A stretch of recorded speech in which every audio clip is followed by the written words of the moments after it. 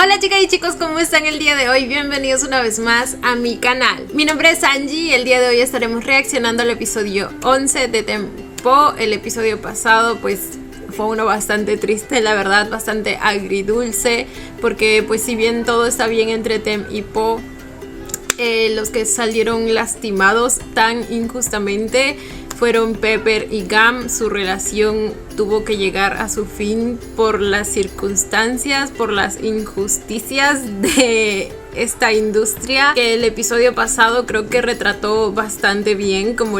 les dije, se sintió bastante real todo. Lastimosamente es la realidad de muchos idols e incluso, como dijeron por ahí bastante bien,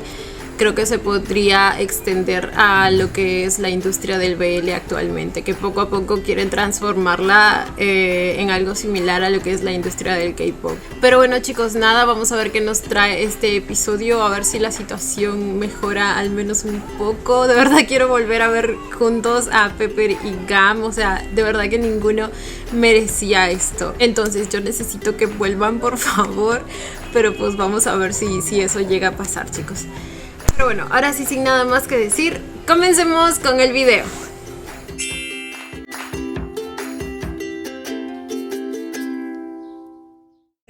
Por cierto, gracias a los que me pasaron el dato de que ya podemos ver el episodio en YouTube, de verdad es una bendición, o sea, porque en la página en la que lo veía pues se trababa mucho cada vez que quería retroceder, y ustedes saben que yo retrocedo mucho. Y ahora miren, lo estamos viendo en HD. ¡Ah! Soy feliz. Y terminamos con ese te amo tan dulce.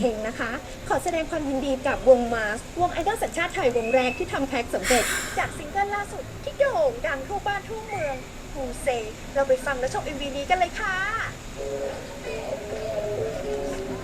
No quiero empezar amargándome la vida. ¿Por qué empezamos con ella?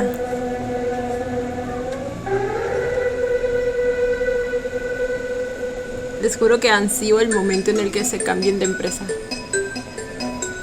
Y digo, probablemente también todas las empresas son muy similares, ¿no? Pero no sé, tengo fe en que alguna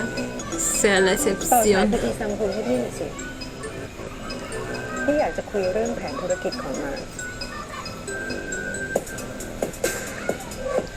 Con el coreano va a hablar. Acerca de Mars. Dijo Mars. Igual no confío, no sé.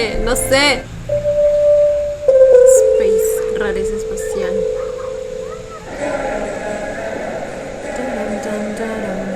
สุดยอดเลยนะพวกแกกวาดที่หนึ่งในวิชาแล้วจริงๆอ่ะผมก็ไม่อยากเชื่อเหมือนกัน Lo triste que es pensar que quizá no hubiera sido así si es que Pepper llegaba a confirmar su relación con Gam. ผมก็ไม่อยากเชื่อเหมือนกันไม่อยากเชื่ออะไรแกทำทุกอย่างกันแทบตายก็เพื่อนนี้ไม่ใช่หรอก็ถ้าได้มองย้อนกลับไปวันที่เราจะมารวมกันไม่ได้อีกแล้วจนถึงตอนนี้มันน่าเหลือเชื่อมากเลยจริงๆแกก็คงอยู่กับเพื่อนนี่แต่พี่อะทำให้เราทั้ง5 คนได้กลับมาทำเพลงด้วยกันอีกครั้งมันเลยฝากของไม้เพียงเต็มเลย Oh, ¿es de parte de ellos? ¿Qué es? ¡Quiero ver! ที่จริงอ่ะมันก็เป็นเพราะว่าพวกแกอยากอยู่ด้วยกันอยู่แล้วแหละ Pero necesitaban un empujoncito y tú eres ese empujoncito. เอเปอร์มันห่วงพี่มากเป็นพิเศษเลยนะ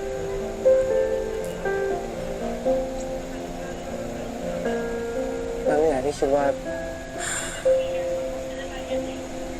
ที่เราทำสำเร็จอ่ะทำเลิกกับพี่แกม Ay, justo lo que dije. Es que quiero pensar que no es así, pero es que la gente, güey, la gente.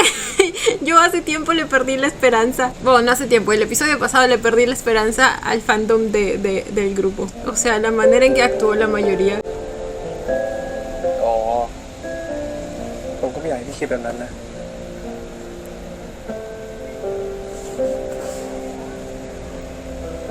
Es que mi vida no se trata de ผม ustedes. เชื่อนะ Claro que confío en su ตอนเขา talento. ไม่ได้เลิกกันมันคงไม่จะเป็นเหมือนเดิมทุกอย่างจะเป็นเหมือนเดิมอาจจะช้าสักหน่อย ¿Tú crees, bebé? แต่มันต้องได้แน่ Ok. ๆผมอยากให้พี่เชื่อแบบนั้น Eso tiene más sentido, que hubiera tomado más tiempo. แต่มันต้องได้แน่ๆผมอยากให้พี่เชื่อแบบนั้นได้ไหม No, Dem siempre tiene las palabras tan precisas para hacer sentir mejor a Po. อืม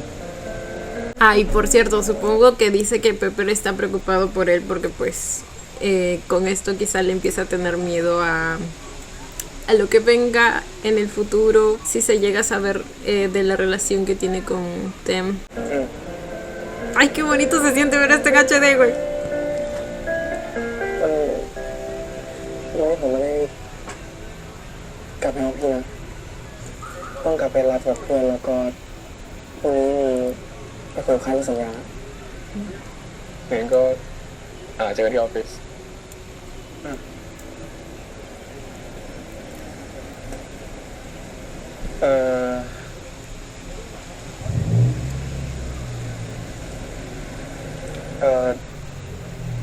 คืนนี้มันหนาวนิดหน่อย Le va a dar ผม su ก็ไปกอด chaqueta. พี่ไม่ได้อะถ้าอยากกอดก็ La carita de Po. ซุกๆเข้าไปในนี้นะแบบนี้อืม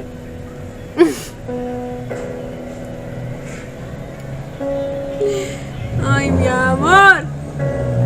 Es un lindo. Uy. Uy. La cadenita, güey. La cadena le brilla en lo oscuro. ไปเถอะคุณไนท์ครับ Nada que good night. ¿Dónde está mi besito? El besito.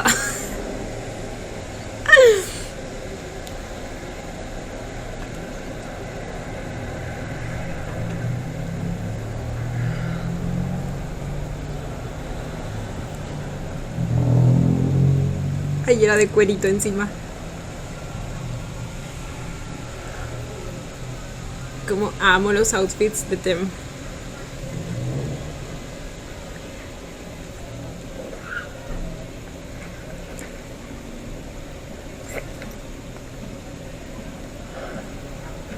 La cadena le brilla en lo oscuro. La cama te da duro.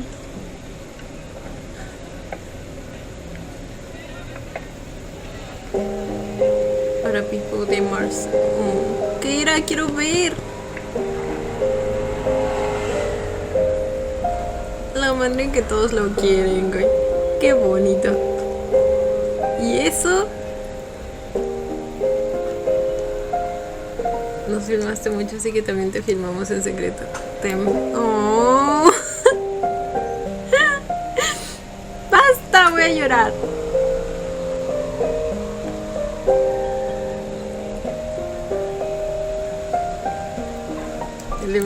Sabía. Oh, Jun.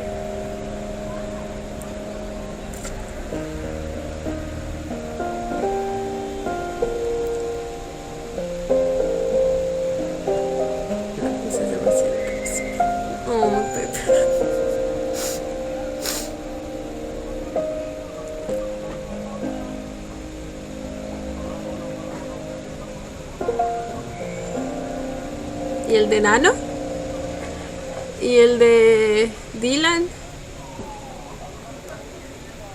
มึงใช่ไหม MV ตัวนั้นน่ะ ขอบคุณมากๆเลยนะเว้ยเพื่อน ที่ส่งรูปมาขึ้นสวรรค์น่ะ ตอนเนี้ยลูกกูแมสมากเนี่ยมึงลองลิงก์ไปดู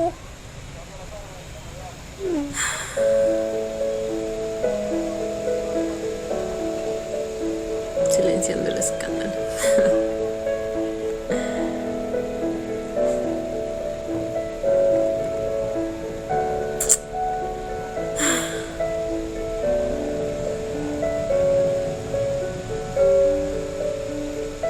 ขอแสดงความยินดีกับมาร์คและโซเฟียด้วยนะครับคุณนายนี่มันแน่จริง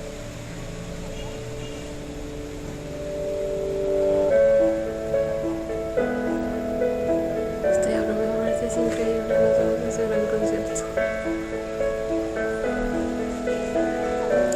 Les juro que quisiera pensar que sería igual si Pepper no hubiera terminado con Gam.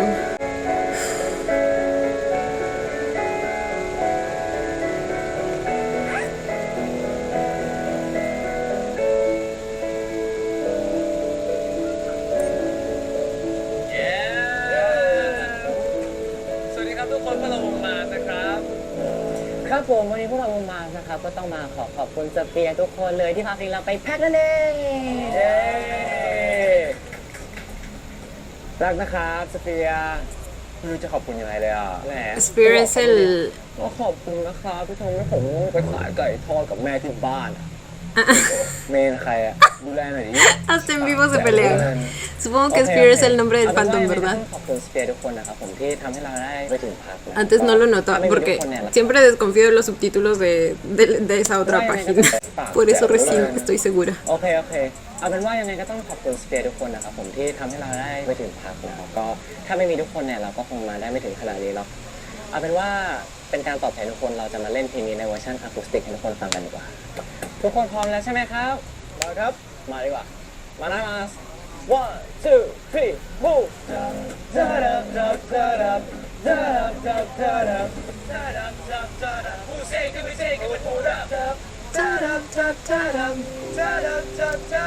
Quiero a todos excepto a Pepper. Ah, bueno, el hate sigue, ¿eh? ¡Hijos de puta! No.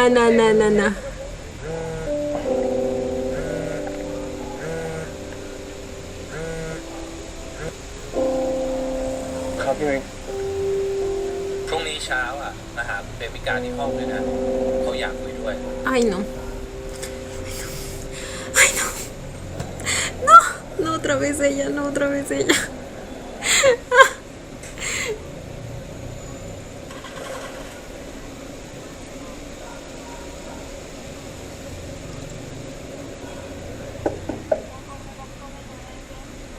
Esa mujer me genera tanta violencia que literal vi el edificio y la imaginé lanzándola desde el último piso, ¿saben? พี่มิกบอกว่าคุณเป็นมีการเรียก นั่งสิ ครับ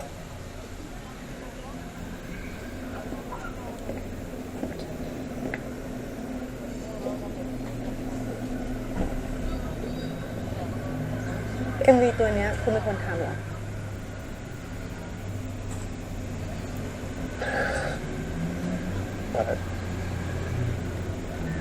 ครับ ดูเหมือนคุณจะเสียเวลาส่วนใหญ่ไปกับงานที่ทางวันเนอร์ไม่ได้คุณทำนะ Pero no descuidó las suyas, así que no tiene nada que ver con usted. แต่พี่ก็ไม่สงสัยหรอกนะว่าคุณทำทำไม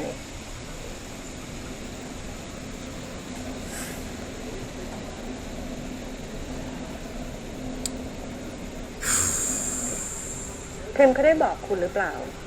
Ay, ว่าที่จริง cierto que แล้ว no เนี่ le ย dijo ลิขิต eso. เขามีรูปพวกนี้ไม่ใช่รูปของเปเปอร์ Ay, no puede แต่ ser. พี่เลือกที่จะปล่อยรูปของเปเปอร์เพื่อที่จะเซฟเทมคุณคงไม่รู้สินะว่าที่จริงแล้วเนี่ย Cállate, no puede ser tan manipuladora, Dios. Dios. ผมเป็นมีการมาบอกผมทำไมครับ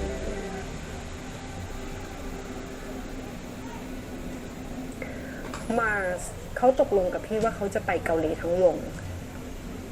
ถ้าเขาสามารถกวาดอันดับ1ทุกชาร์ตพี่ว่าเรื่องนี้เธอรู้อยู่แล้ว และพี่ก็เอาข้อเสนอเนี้ยไปคุยกับทางเกาหลี แต่ว่าบังเอิญมันมีปัญหาอยู่นิดนึง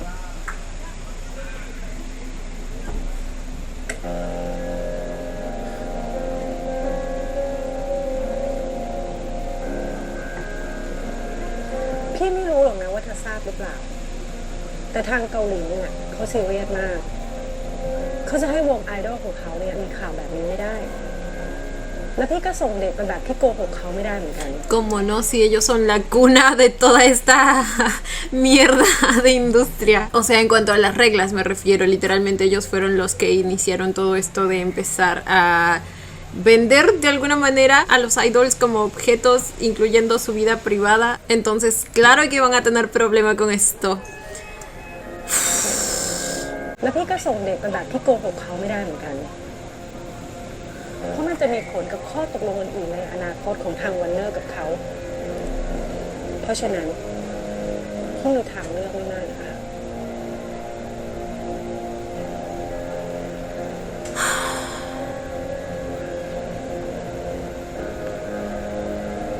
Literal. พี่ว่าถึงเวลาแล้วที่คุณจะต้องตัดสินใจว่าคุณจะให้มาไปเกาหลีทั้งวง Es como ponerlos entre la espada y la เพื่อเป็น pared. บาดแผลของเขาแบบนี้ แล้วก็ปล่อยให้สิ่งที่เขาทำมาทั้งหมดไม่มีความหมาย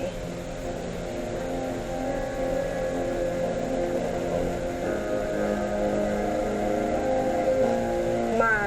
จะได้สิ่งนี้หรือไม่ได้ Depende de ti. มันขึ้นอยู่ที่ว่าคุณจะไปจากชีวิตของเขาหรือเปล่า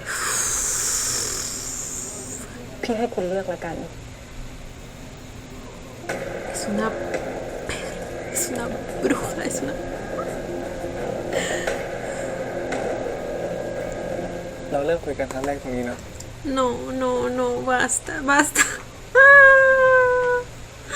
Le va a terminar. Y lo peor es que probablemente ni le va a decir por qué, ¿verdad? Porque sabe que sí. Sensitive Series Que si se lo dice, จากจุฬาเฮิร์บ pues no lo va a aceptar, al igual que hizo Gam. O sea, le va a ocultar los verdaderos motivos, al igual que Gam, me refiero. ว่าคุยกับคนเป็นไม่ได้กันแล้วเหรอแต่จุนอะมันหิวข้าวดิ ก็เลยพาทุกคนไปกันหมดเลย แต่ดีแลนด์มันคงรำคาญมันก็เลยชวนผมหนีขึ้นมานี่กันอะแต่ว่า ¿Y la relación de esos dos pa' cuándo? เขากำลังเผยทางเกาหลีอยู่อะน่าจะเป็นไปได้นะดีเหมือนกันนะ Ay, mi Pepper.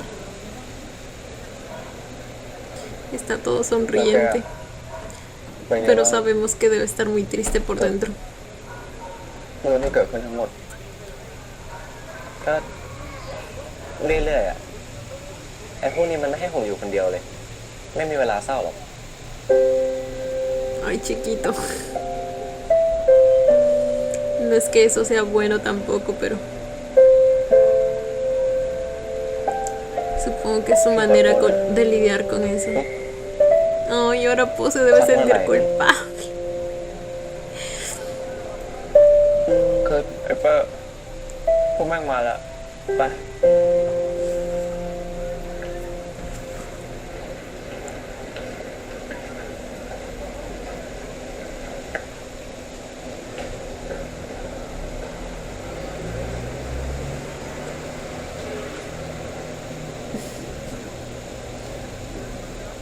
Después del trabajo vamos a hacer el hotel. Veamos. Ay, ay, tengo miedo. Ay, tengo miedo. Chicos, no.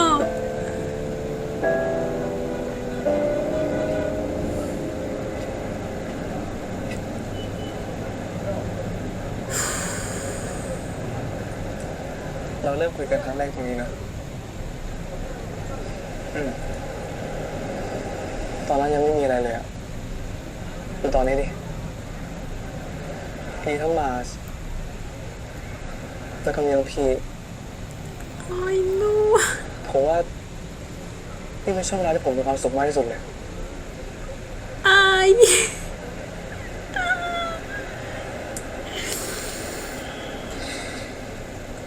tan injusto que tenga que elegir. เขาว่าไงบ้างอ๋อเขาบอกเป็นไปได้นะพอมาไอ้พวกนั้นก็เซิร์ชหาเกี่ยวกับข้อมูลเกาหลีกันใหญ่เลย ไม่ดูอะไร แต่ว่าคือจะเรื่องไร้สาระไอ้จุนหาที่เที่ยว มันทำงานหาที่เที่ยวให้นะ หาอะไรนะ ใช่ก็หาไปซื้อหาของกิน ไอ้ดิเล่นหาแต่ของกินงานมันใส่ชุดเกาหลีแล้วเปิ้ลก็ดูจนเลยไม่ Todos ได้หัน están tan emocionados. Fui así como. แล้วแกอะผมก็รู้ว่าบริษัทที่ผมจะไปเนี่ยเน็ตแรงพอที่ผมจะได้โทรหาพี่ตลอดเลยหรือเปล่าเอาเป็นว่าพวกเราก็ตื่นเต้นกันแหละอยากให้มันเป็นจริงให้ได้อะถึงจะรู้ว่ามันคงไม่ได้ง่ายที่เราคิดหรอกแต่ต้องใช้เวลาคุยกันนานหน่อยถ้าถึงจะไปได้ก็ไม่ง่ายอยู่ดีแล้วถ้าไปได้จริงอะถ้าไปได้จริงอะผมไม่กลัวนะไม่ว่าจะเกิดขึ้นนะ Tem está tan feliz. เราจะผ่านไปด้วยกันได้แน่ๆเพราะว่าเราผ่านจุดที่ยากสุดในชีวิตมาแล้วเช่นตอนนี้แหละ เราทั้ง5 คนที่อยู่ด้วยกันเหมือนเดิมทำเพลงด้วยกันคอยคอมเมนต์กัน You can pause for a bit. I want to talk to him a bit. อันนี้นั่นก็คงจะเคี่ยวเรื่องมิวมอลเก่าอีกแต่จนแม่ก็คงไม่แคร์เหมือนเดิมอะแล้วก็เปิดกันนานโนจะคอยจัดใจเรื่องต่าง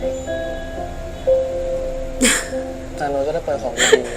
ให้คุณได้เห็นเยอะๆ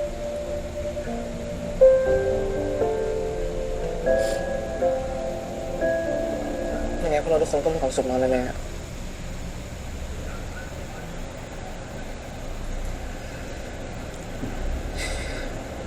มันน่าภูมิใจนะที่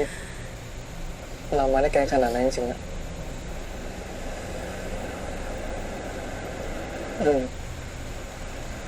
ส่วนผมกับพี่จะโทรหาบ่อยที่สุดเท่าที่เป็นไปได้นะ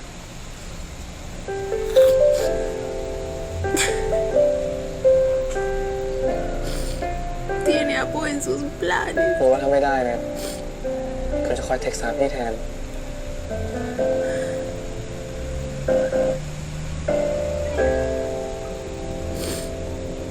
แล้วทุกครั้งที่เลิกงานเนี่ย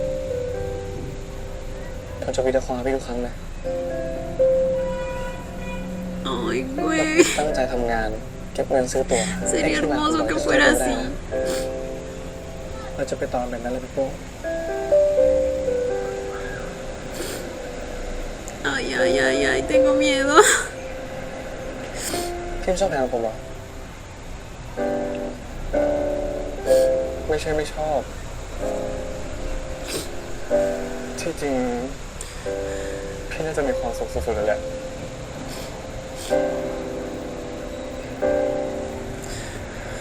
ได้เห็นแกไปอยู่ตรงนั้น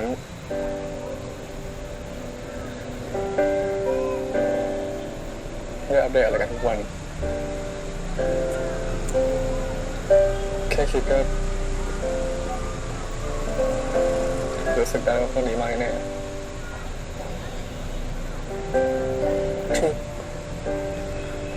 พี่เป็นไรหรือเปล่าแต่เรื่องทั้งหมดที่เกิดกับพี่อะมันจะไม่เกิดขึ้นหรอกเข็ม Ay.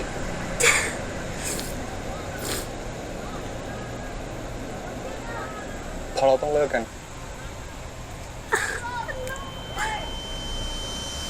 พี่จะทำแบบนี้ No, no, no, no, no, no, no, no. No, no. Sabía lo que se venía y aún así me quedé. อย่าวิ Güey, สุด es ๆไป que, อีก güey, lo entiendo mucho porque después de escucharlo hablar así, ver la ilusión con la que habla de su trabajo, del grupo, ver lo ilusionados que están todos, o sea, es una carga enorme la que debe estar sintiendo Po encima al saber que por él todo eso podría simplemente arruinarse, salir mal. Y güey quiere tanto a Tem que simplemente no. no puede, no quiere ser el motivo de que algún día พี่โปพี่พูดอะไรอะทำไมอะ pues eso se venga abajo. Pero, ay. แทนพวกแกจะไปทั้งที่เขารู้เรื่องเราแบบนี้แล้วไม่ได้ เขาบอกพี่อย่างนั้น Y ใช่ encima la tipa esa lo แล้วผมก็ manipula. คุยเทมไม่ต้องแล้ว แกก็รู้อะว่าเปเปอร์เป็นแบบนี้ก็เพราะเรื่องของเราอะพี่ทำให้ทุกอย่างมันแย่มากพอแล้วนะ แล้วนี่ก็เป็นสิ่งที่แกกับโบต่อสู้มาตลอด พี่จะมาฉุดพวกแกอีกไม่ได้ ก็ผมบอกพี่ยังไงมันไม่เกี่ยวอะมันไม่เกี่ยวจริงๆเหรอแกถามตัวเองดูดีๆนะว่าช่วงที่มีข่าว มันเกิดอะไรขึ้นกับชาร์ตบ้าง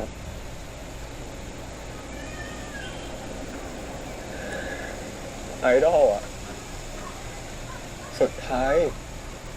ถ้าอยากประสบความสำเร็จแฟนก็เลือกได้เพียงอย่างเดียว Y no es ตัวที่ justo. แกทำมาทั้งหมดอะ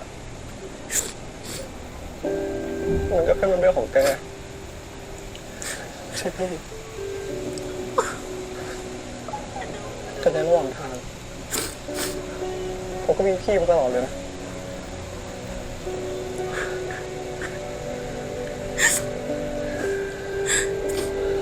พี่รู้นะ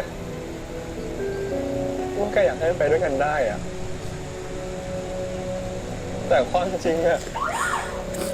มันกำลังบอกเราอยู่นี่ไงว่ามันเป็นไปไม่ได้พี่ช่างแม่งได้ไงวะพี่ช่างแม่งได้ไงอะถ้านั่นก็เป็นอนาคตของแก แล้วก็อนาคตของเมมเบอร์ของแกทั้งหมดอะ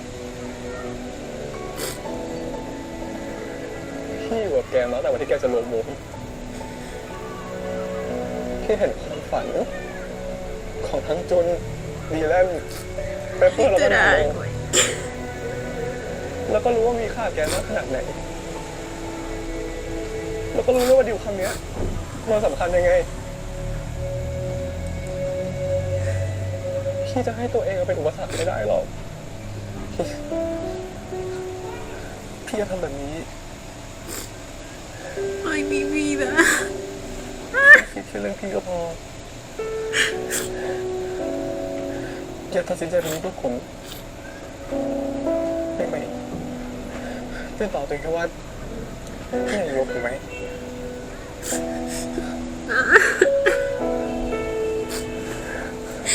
Ya quisiéramos que sea así แต่ de ที่เหลือ fácil. ผมลำบากเองให้ผมไปจัดการเองให้ผมไม่เหนื่อยเอง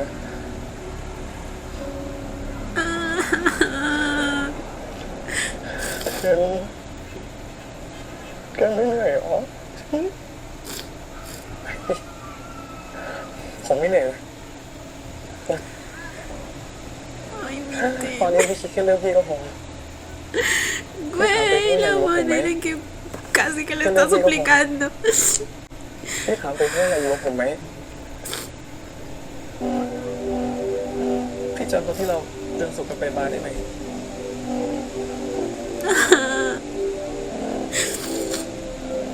หรือว่าให้ผมจำตัวเลขของโทรศัพท์พี่ให้ได้เปิดโทรศัพท์ทิ้งไว้แล้วทั้งที่เราไม่มีอะไรจะคุยกันแล้วอ่ะ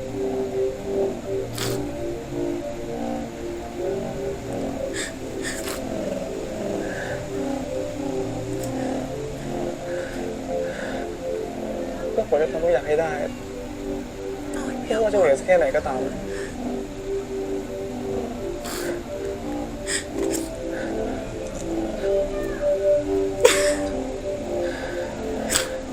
ตอบผมว่าแค่ว่า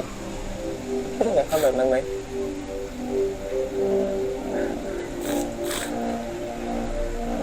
ถ้าพี่ยังอยากเดี๋ยวผมจะสู้เพื่อพี่เขานะ Ay, ay, ay.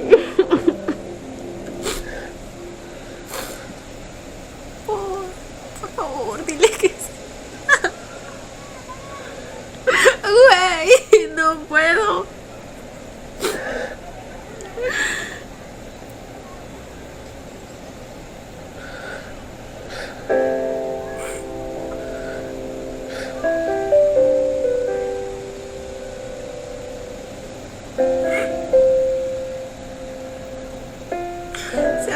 es a escondidas, porfa.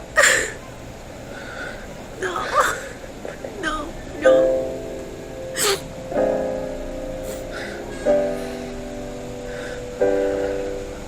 ขอโทษนะแต่พี่ไม่อยากอีกแล้ว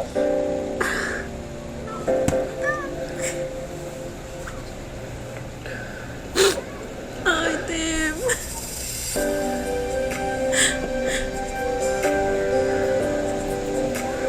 No es justo, odio aquí. Odio aquí, pero entiendo a Pu. Y también entiendo a Tem, obvio. ¿Por qué? No es justo. Púdranse todos los pinches fans que ocasionan, fans entre comillas que ocasionan situaciones como estas.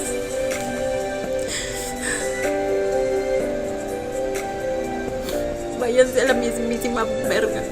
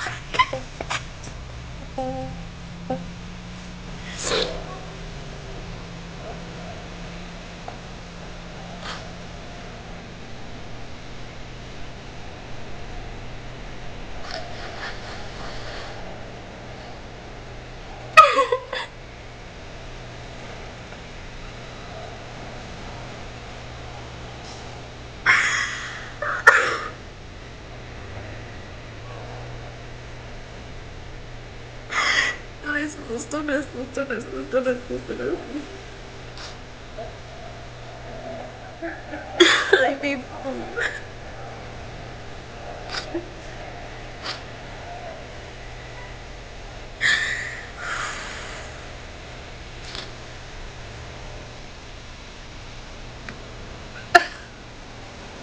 Gracias.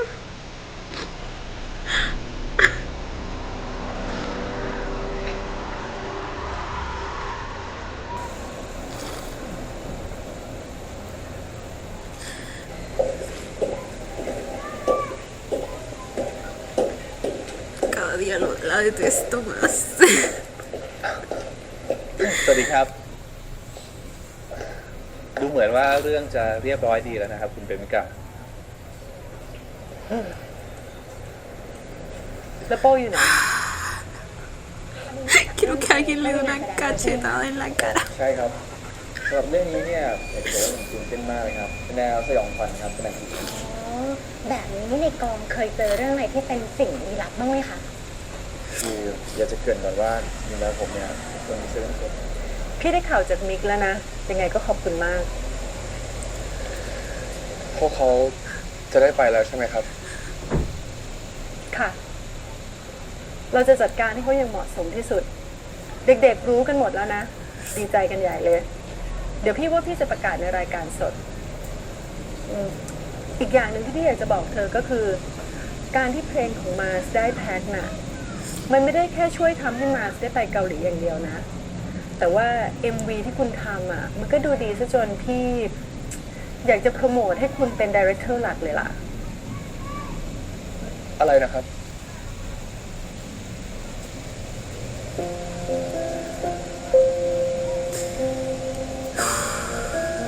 บางทีวิกฤตก็ทำให้เราเห็นศักยภาพของคนนะ Cállate, cállate, เหมือน cierra. ที่พี่ No เห็ te นในตัวของ soporto. คุณ No te... แล้วก็มาทั้งหมดเนี่ยค่ะ Alguien que la calle. เหมือนที่พี่เห็นในตัวของคุณ แล้วก็มาทั้งหมดเนี่ยค่ะ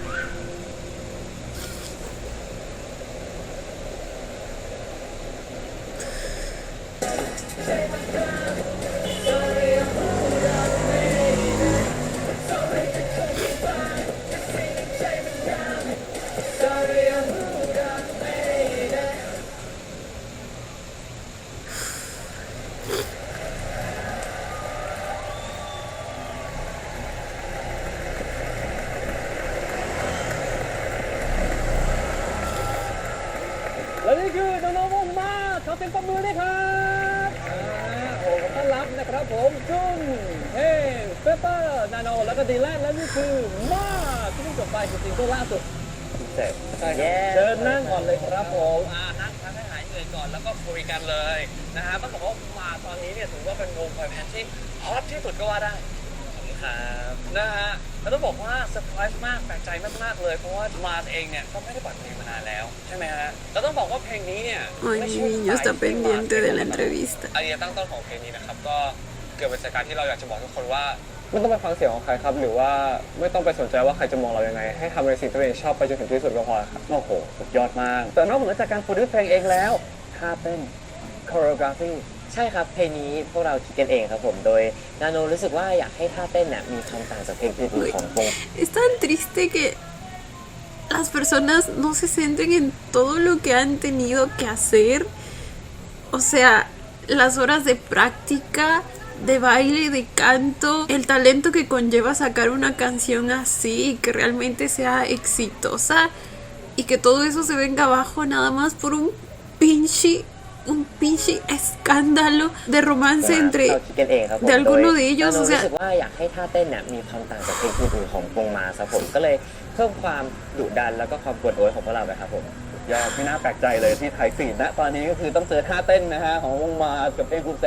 นะอ่ะแต่ว่าตอนนี้ต้องบอกว่ามาเยี่ยมรายการเราวันนี้เนี่ยมีเซอร์ไพรส์ด้วย ซึ่งเซอร์ไพรส์เนี่ยใหญ่มากที่เขาบอกว่าจะต้องให้ประธานบริหารของวอร์เนอร์มาประกาศ ah, esta es la parte en la que ella encima คุณ dice เปมิกาครับสวัสดีครับ que dijo ขอเสียงปรบมือด้วยฮะโอ้โหสวัสดีครับ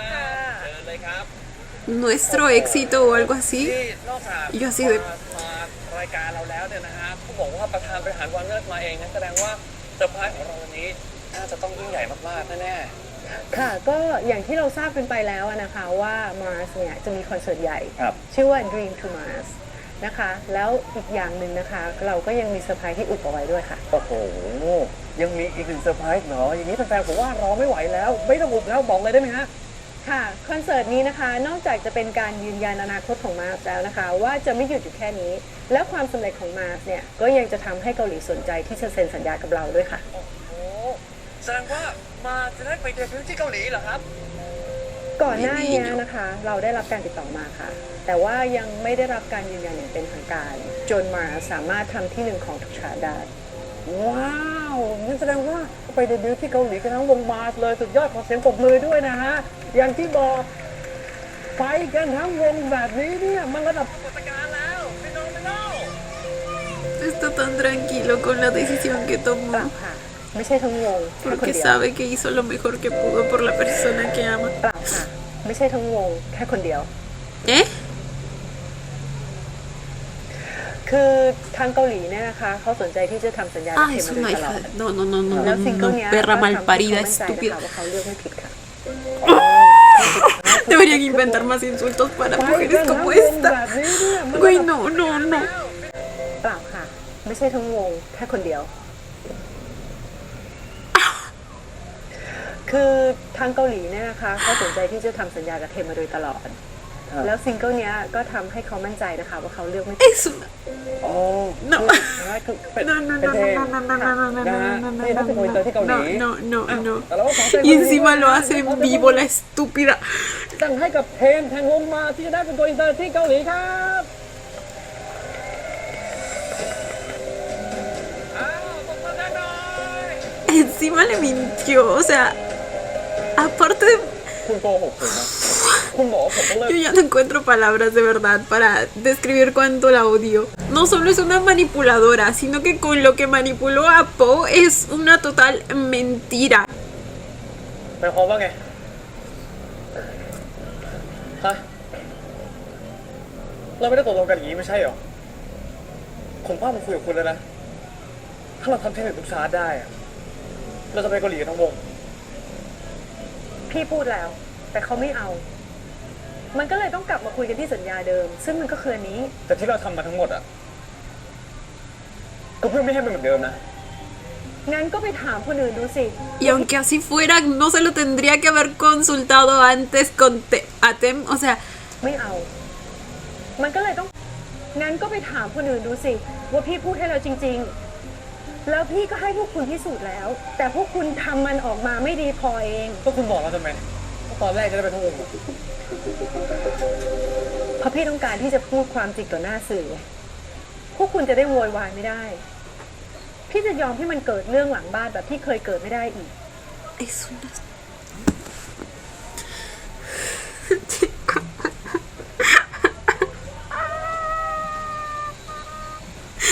Me da tanta impotencia que hasta quiero llorar, güey. พวกคุณจะได้โวยวายไม่ได้ พี่จะยอมให้มันเกิดเรื่องหลังบ้านแบบที่เคยเกิดไม่ได้อีก พี่ยอมรับนะ ว่าที่พวกคุณทำมันยอดเยี่ยมมาก พี่จะเก็บมาสวยให้ แต่พี่จะเอาเทมไปเหมือนเดิม แล้วพวกคุณก็ยังอยู่4 คนกันต่อไปได้ ถ้าพวกคุณยังอยากอยู่นะ ผมไม่ไป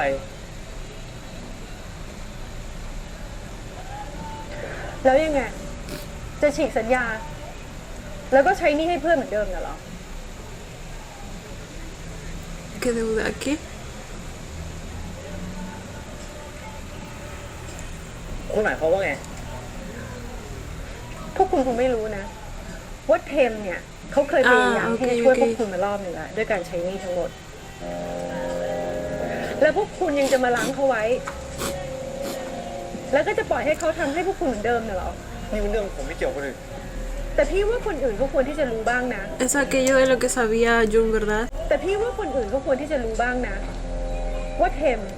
ไม่ควรที่จะต้องมาทำอะไรเพื่อใครเหมือนอย่างที่เขาเคยทำ คุณไม่มีสิทธิ์มาพูดไปดีกับเพื่อนผม งั้นพี่พูดกับคุณก็ได้ ว่าการตัดสินใจครั้งเนี้ย จริง ๆ แล้วมันเคยเป็นความสมัครใจของคุณ แล้ววันเนอร์ก็ไม่ควรที่จะมาเสียหาย เพียงเพราะว่าคุณไม่อยากจะแยกวงหรือว่าเพียงเพราะว่าอยู่ๆวันหนึ่งคุณเดินเข้ามาแล้วก็บอกว่าอยากจะขอข้อตกลงอะไรก็ไม่รู้ที่ไร้สาระทั้งที่วันเนอร์ได้คุยกับบริษัทข้ามชาติไปแล้ว Habla como si solo se tratara de la empresa de ella y la multinacional. Para nada los toma en cuenta. ¿De qué está hablando? Es una เข้ามาแล้วก็ maldita บอกว่าอยากจะ perra. ขอข้อตกลงอะไรก็ไม่รู้ที่ไร้สาระพี่ปล่อยให้พวกคุณอยู่ด้วยกันมามากพอแล้วมันถึงเวลาแล้วนะที่พวกคุณจะต้องเติบโตและมองไปข้างหน้าสักทีว่าการอยู่ด้วยกันน่ะมันไม่ได้ช่วยให้เพื่อนไปไหน Cierra el maldito pico. แต่การที่ปล่อยให้เพื่อนไปสร้างชื่อเสียงที่ไกล Me da dolor de cabeza al escucharla, güey. ที่จะทำให้อะไรหลาย ๆ อย่างในวงการมันเติบโตไปได้ ถ้าพวกคุณทั้ง4 คนไปไม่ได้ พวกคุณก็ไม่ควรที่จะมาหลังเพื่อนไม่ให้ไปมิก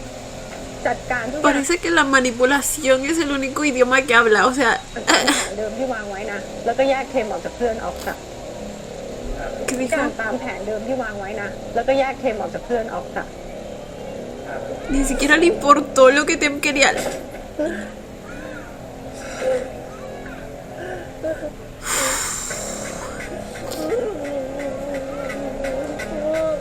Ay, no, güey.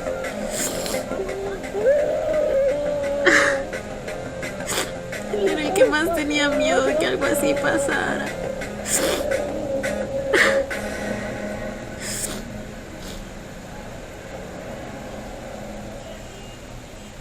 No, ya en serio, que alguien la aviente del último piso de su empresa, porfa.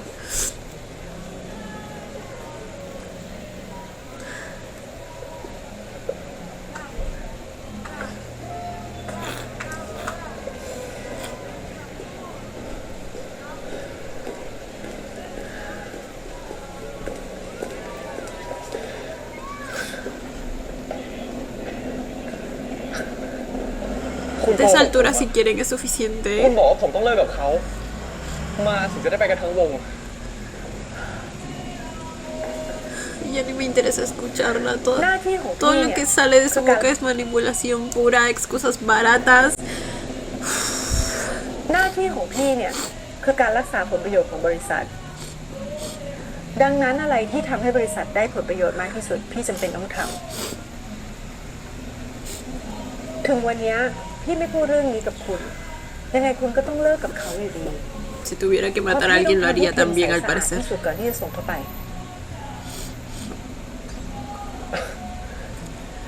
คุณพูดเหมือนเขาไม่มีหัวใจ ไม่มีความรู้สึกเลยอะ คุณกำลังทำเขาเสียใจอยู่ คุณรู้หรือเปล่า Claro que se da cuenta, pero no le importa. ผมคิดมาตลอด ว่าคุณคือผู้บริหารที่รัก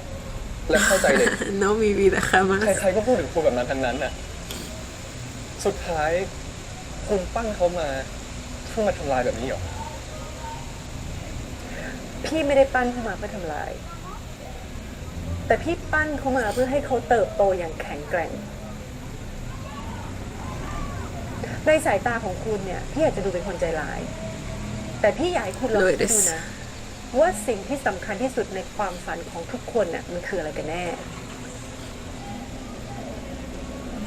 ตอนแรกเนี่ยพวกเขาอาจจะเข้ามาเป็นแค่เด็กฝึก แต่ทุกคนก็ต่างเขียนในใบสมัครกันทั้งนั้น ว่าต้องการที่จะประสบความสำเร็จ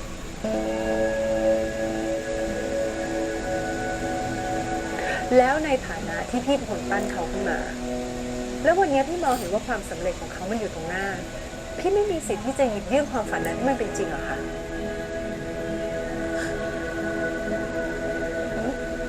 Tirando al tacho todo lo que no te แย่ conviene. ละ Si fuera realmente así, los vería, los ayudaría a todos como grupo. Cuando está viendo,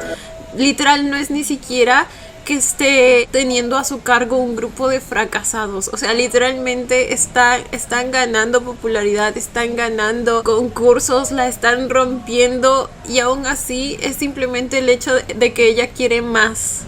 O sea, no me puede venir con este discurso en estos momentos porque no es cierto, no es cierto. Lo único que le interesa a ella son sus ganancias, maximizarlas lo más posible. แน่ละตอนนี้ทุกคนอาจจะมีความเปลี่ยนแปลงกันไปบ้าง แต่พี่เชื่อนะ ว่าในใจของทุกคนต่างรู้ดีว่าการที่ทุกคนเนี่ยเข้ามาทำงานในวงการเนี่ยก็เพื่อสิ่งที่เขาต้องการกันทั้งนั้น คุณเองก็เหมือนกัน พี่อยากให้คุณลองกลับไปคิดดูนะ ว่าคุณเข้ามาทำงานในวอร์เนอร์เพื่ออะไร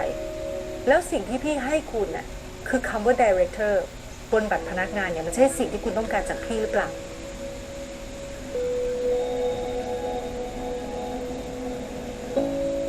แล้วในทางกลับกันอะสิ่งที่คุณทำเทมทำวงทำกับพี่ กับสิ่งที่พี่ทำวันนี้ทั้งหมดอะพี่ยังดูเป็นคนใจร้ายอยู่ไหม Claro que sí. No sé si ante él, pero ante mí sí. ในวันนี้ทุกคนอาจจะยังเจ็บเพราะมันไม่ใช่สิ่งที่เขาคาดหวัง No, simplemente no le encuentro lógica a la barbaridad que hizo. O sea,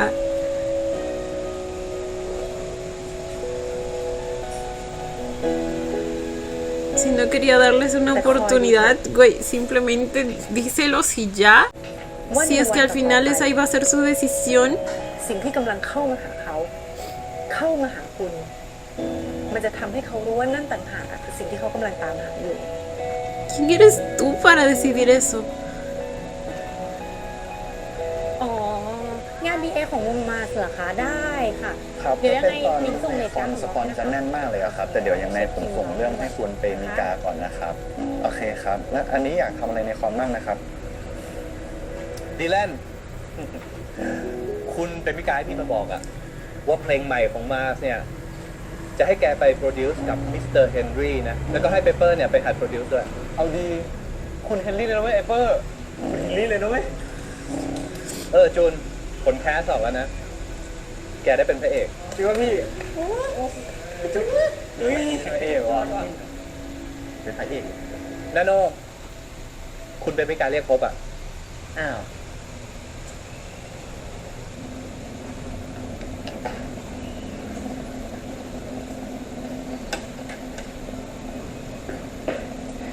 ครูต้น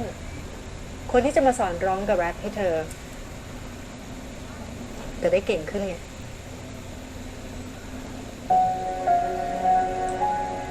สวัสดีครับ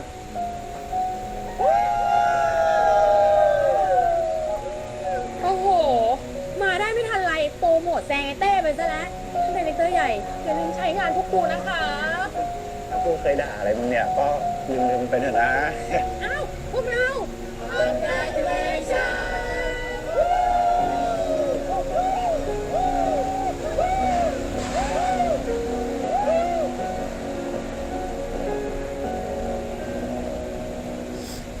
สารคดีที่มึงทำอ่ะกูไม่คิดเลยนะว่า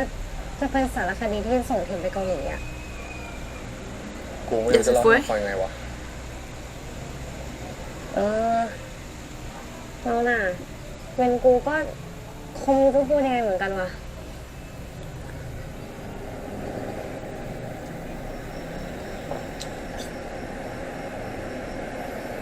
มึงเสียใจอยู่ใช่ไหมที่วงจะไม่เหมือนเดิมแล้วอะ ก็เสียใจแหละ กูก็ร้องไห้ข้ามควรอยู่หลายวันเหมือนกันอะกูคิดมาตลอดว่ายังไงวงมาสก็ต้องมี5 คน แต่พอเข้าจริงๆแล้วอะโอกาสมันกำลังมามึงจะไม่ให้เขาคว้าไว้ จะไวๆไม่ให้เขาไปกูต้องให้แฟนคลับยังไงวะ ที่ไม่อยากให้ศิลปินที่ตัวเองชอบประสบความสำเร็จอะ Por fin se dio cuenta. Si así hubiera pensado antes. เวลาที่เรารักใครสักคนเนี่ย เราก็อยากจะให้เขาไปให้ได้ดีที่สุดอยู่แล้วปะไม่ว่ามันจะเป็นในรูปแบบไหนก็ตาม Es lo mismo que pensó Po. Por eso hizo lo que hizo. ก็จริง แต่กูก็หวังนะว่าความสำเร็จของเทมจะส่งที่วงมาสและความสำเร็จของวงมาสก็ส่งไปที่เทมเหมือนกัน ส่วนหน้าที่แฟนคลับอย่างกูเนี่ย ก็มีหน้าที่ชอบรอมเขาไว้ให้ดีที่สุด ความหมายของโซเฟียสินะ เป็นไงเล็กซึ้งไงดิ มาก แต่ที่กูดีแหละที่สุดเลยนะเว้ย คือการที่มึงทำงานนี้แม่งทำให้มึงได้เป็นดีเรคเตอร์นะเว้ยกูภูมิใจตัวมึงมากๆเลยนะเว้ยมึงรู้ไหมว่ากูอวดทุกคนไว้หมด ตอนเนี้ยแม่งรู้ทั้งรุ่นแล้วมึงรู้ไหมเอิญก็รู้เรื่องนี้กูบอกเลยนะว่ากูทำให้แบบแม่งรู้สึกแค่แล้วาไม่มีมันอ่ะมึงก็ได้ดีได้เว้ย ดูมันสนุกเนาะกับเรื่องเนี้ย อยู่แล้วใส่ปิดปะ ไปดิ เอา Ay. ใส่ไม่ทำชีส No, recuerdos de Vietnam vinieron a mí. มึงอ่ะ คนนี้ผมรู้ครับ เขาเอาBLT อันเดียวครับ อันเดียวจริงๆครับ อ๋อ ได้ครับ นี่มึงกับนายดี กูอยู่คนเดียวได้แล้วมึง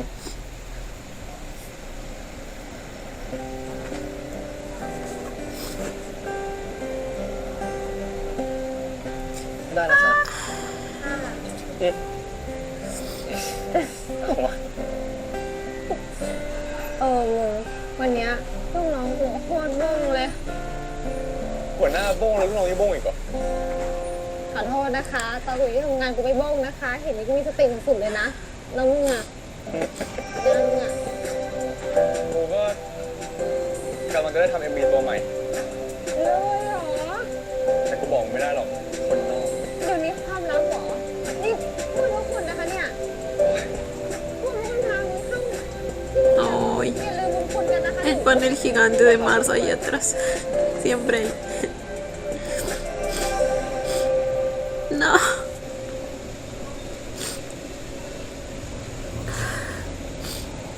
Los créditos. Uy, no acepto. No acepto, no autorizo.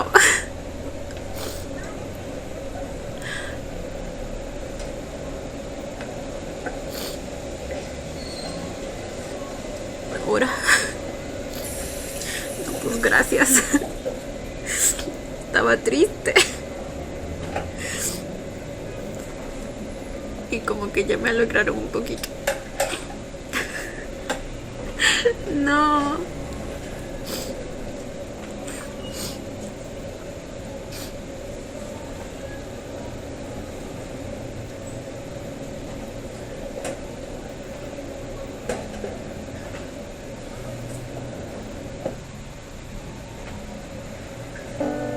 buscas, bebé? Líquido lavavajillas. ¿Es este un sponsor?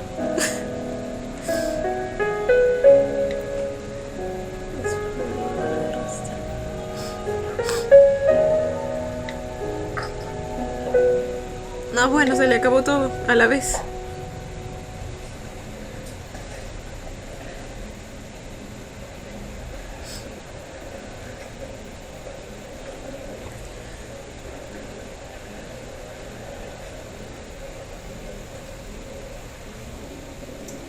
Es un paquete para él.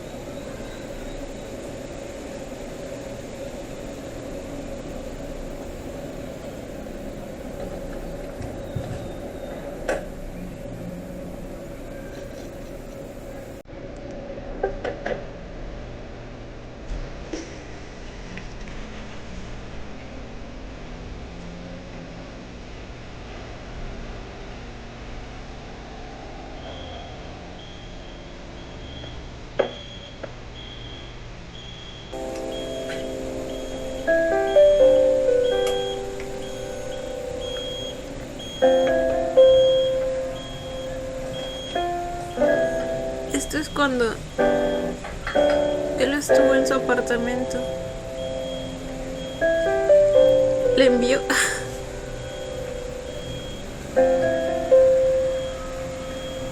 Le pidió todo eso.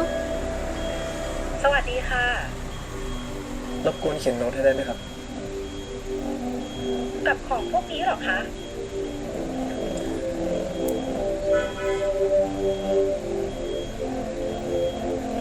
ครับ เขียนว่าอะไรคะ Esto es cuando aún estaban o él ha estado pidiendo sin que Po sepa. Seamos parte de la vida de él. Oh, Tem.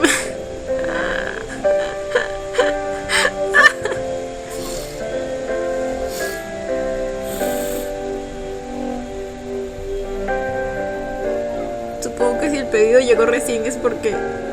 es reciente. Creo que Tem ha estado entrando sin que Po se diera cuenta.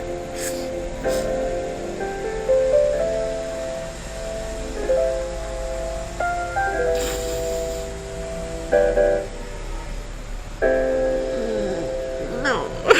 Oh, no, yo no ando soportando este episodio, basta. ผมก็แปลกใจตัวเองเหมือนกันทั้งที่ได้งานที่อยากได้ Que conseguí el trabajo que quería. ยืนด้วยตัวเองได้ ผมดัน No siento que haya ganado nada. ไม่รู้สึกชนะอะไรเลยอ่ะ แล้วมึงเคยนั่ง ¿Alguna vez te has sentado en silencio y te has นิ่ preguntado งๆถามตัวเองไหมว่าทำไม มึงจะตามหาเอ็มไปทำไมวะ กูมีเรื่องสำคัญต้องคุยกับเขา พี่โป todo esto para agradecerte y rogarte ผม algo? เขียนมาทั้งหมดแค่เพื่อที่จะขอบคุณและขอร้องพี่ ¿Qué es?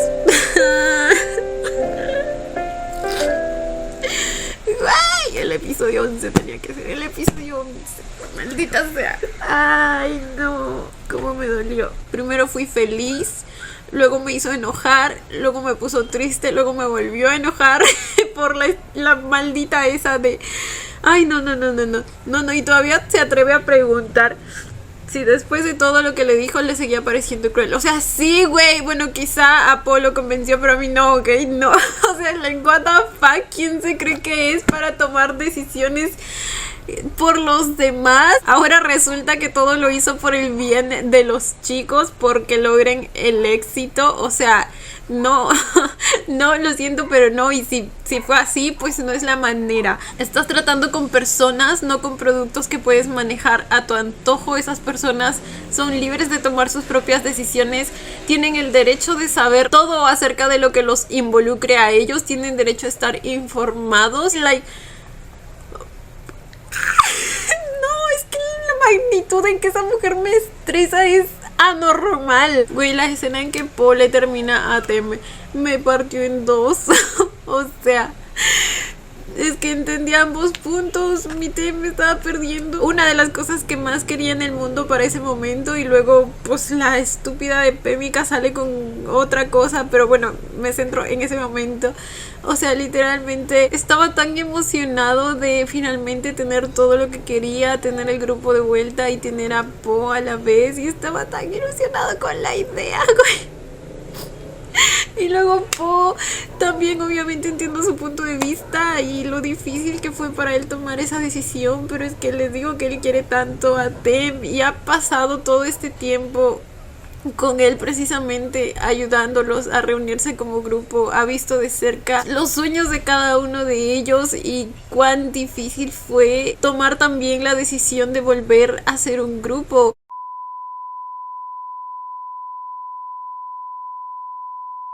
Y para eso literalmente la bruja esta le aseguró que todos ellos iban a ir a Corea juntos si realmente él pues terminaba con todo esto.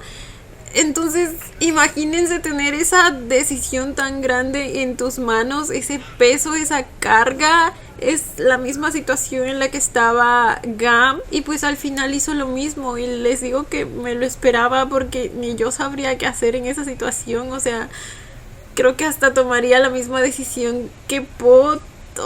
o sea, habiendo visto todo lo que él vio, estando consciente de todo lo que está en riesgo. Pero obviamente una parte de mí pues también hubiera querido que ambos lucharan juntos por esto. Tem estaba bastante dispuesto, estaba siendo bastante optimista al respecto, pero no puedo culpar a Po por haber querido lo mejor para Tem y haber hecho lo mejor que pudo desde su perspectiva para él en ese momento. La manera en que Tem prácticamente le rogaba, güey, y le decía que él se iba a encargar de todo y que lo dejara todo en sus manos, que él se iba a encargar.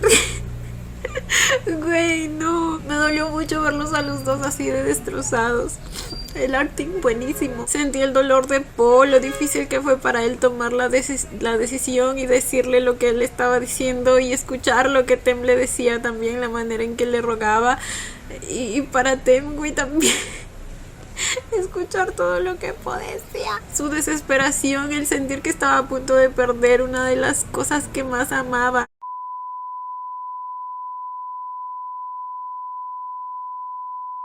Incluso estaba dispuesto a ir a hablar con Pemmica, pero a este punto Po estaba bastante seguro de su decisión, diría yo. Luego la escena de Tem llegando a la casa del grupo y los demás miembros acercándose a consolarlo, el abrazo grupal, y luego Po, güey, que no tenía ahí nadie. Él estaba sufriendo solito. Evidentemente fue muy difícil para él tomar la decisión, pero de alguna manera, después de que pasaron los días, pues estaba tranquilo. O sea, estoy segura de que no se arrepentía de nada, principalmente porque estaba seguro de que su decisión había valido la pena y que había sido la correcta, todo para que la Pemmica esta salga con que al final el grupo no va a ir. O sea, el impacto que tuvo, o sea, el cambio de expresión que tuvo mi Po ahí, de verdad que resultó ser un gran actor, y me alegro que esté teniendo la oportunidad finalmente, porque pues antes nomás había participado en roles pequeños, pero güey, está finalmente con esta serie, creo que tuvo la oportunidad pues de demostrar su real talento. Y luego Nano, güey, la manera en que le impactó la noticia, o sea, sabemos que él era el que más tenía miedo de que esto fracasara nuevamente, y prácticamente le dijeron que eso pasó, y el miedo, la incertidumbre al futuro. Al menos la tipa esa luego se encarga de ponerle profesores de canto y rap, y la carita de Nano al enterarse de esa noticia me puso muy feliz, pero yo sigo odiando a esa mujer. O sea, la manera en que manipula, la manera en que maneja la información a su antojo, la manera en que se cree con el derecho de decir cosas o secretos que a ella no le corresponden. Güey, todo acerca de ella es asqueroso, es totalmente asqueroso. Yo de verdad a este punto tendría cero ganas de trabajar con ella, pero entiendo que los chicos pues tampoco tienen otra opción, tienen un contrato firmado. De alguna manera la tipa esta les está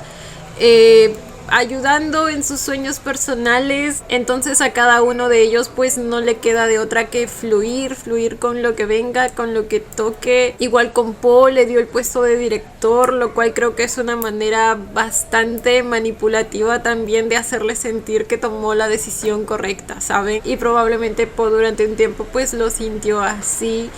piensa que está bien, pero en realidad sabemos que no. Sabemos que aún siente ese vacío, de hecho lo acaba de mencionar en los adelantos y no me sorprende, güey, porque le falta un pedazote gigante de su corazón, güey. Tem, ¿dónde está Tem? ¿De qué sirve todo lo demás cuando no está él? O sea, si se tratara de cualquier cucaracha, pues qué me importa, güey. Mi futuro está primero, pero es Tem, güey. Ahora, esa escena post crédito, sigo sin estar segura de cuándo fue la escena en la que Tem le da el besito en el cachete. Creo que cuando aún estaban juntos, porque no me imagino a Tem entrando al apartamento de Po cuando pues ya no están juntos. O sea, una parte de mí sí lo imagina, pero otra parte de mí no. Es como que, no sé, pero el punto es que sabía que en algún momento iba a necesitar todas esas cosas y las ordenó por él. Y lo pendiente que siempre he estado de él y está de él, incluso ahora, la notita de ahí, pidiéndole que por favor sigan ambos juntos, estando presente en la vida del otro. Yo los necesito juntos nuevamente, pero ya, o sea, ya. Pero bueno, chicos, nada, el episodio me destruyó. Cuéntenme ustedes también qué les pareció cuando lo vieron. Yo como siempre los estaré leyendo. Y bueno, chicos, esto ha sido todo por el video de hoy. Espero que les haya gustado. No olviden darle la manita arriba y suscribirse si les gustó el video. Si les gustó mucho, ya tienen el botón del super gracias activado por si quieren colaborar con el canal. Obviamente solo si así lo desean. Ya los estaré viendo en un próximo video. Bye. ¡Mua! Los quiero. No olviden seguirme en Instagram.